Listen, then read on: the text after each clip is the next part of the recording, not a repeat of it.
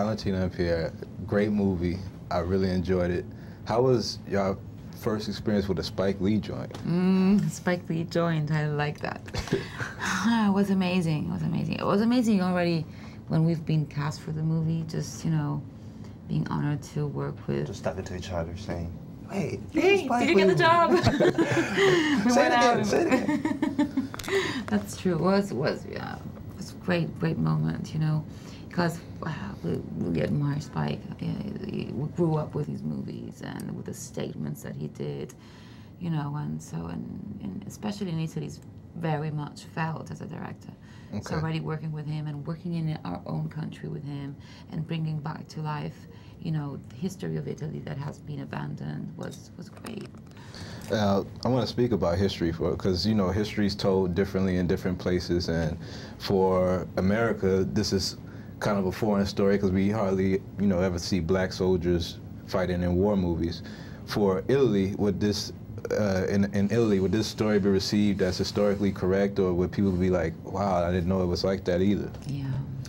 Well, it's pretty accurate for what, and James McBride and Spike Lee did the best that they could to be accurate. I mean, they've been studying the thing very well, and they've also asked us to be more accurate on how to speak or to keep on searching.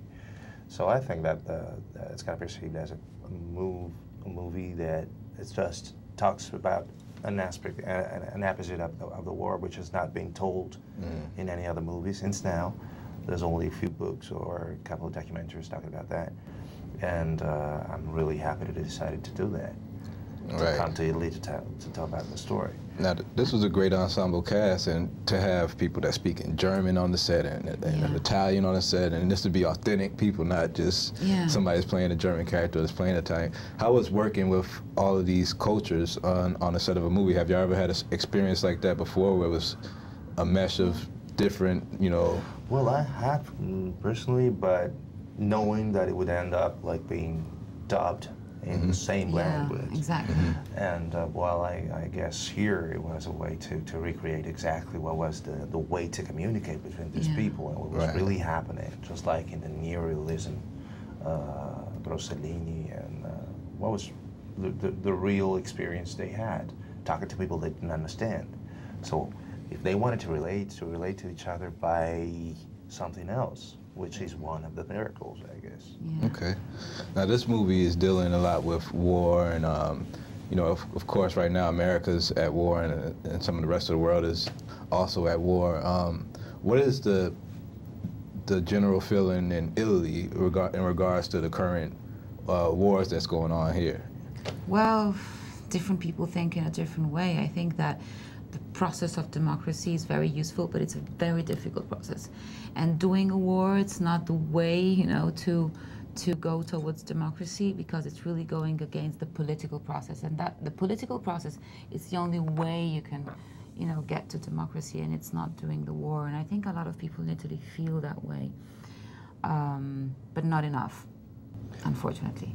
Well, I think that, I mean, all the wars have always been done because of economy.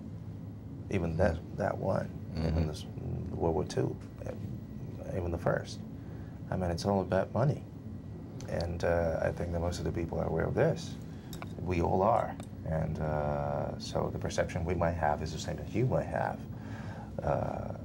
It's somewhere far from here, as it was, as you were saying before.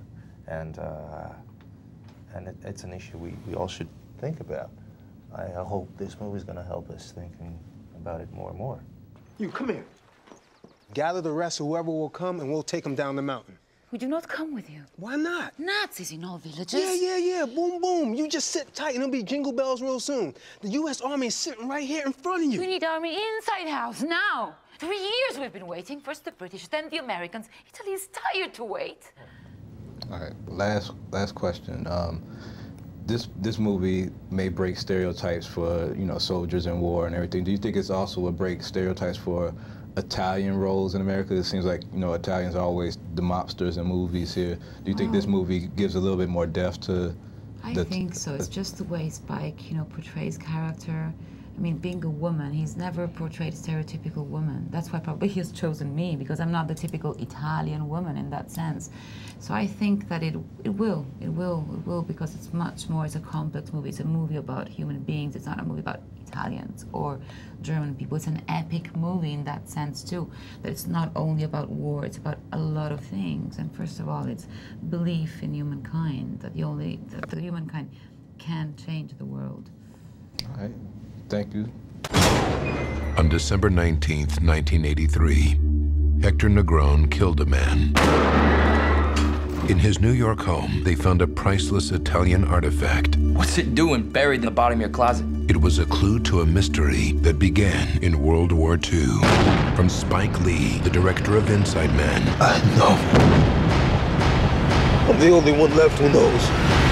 Miracle at St. Anna. Rated R. The mystery arrives in theaters September 26th.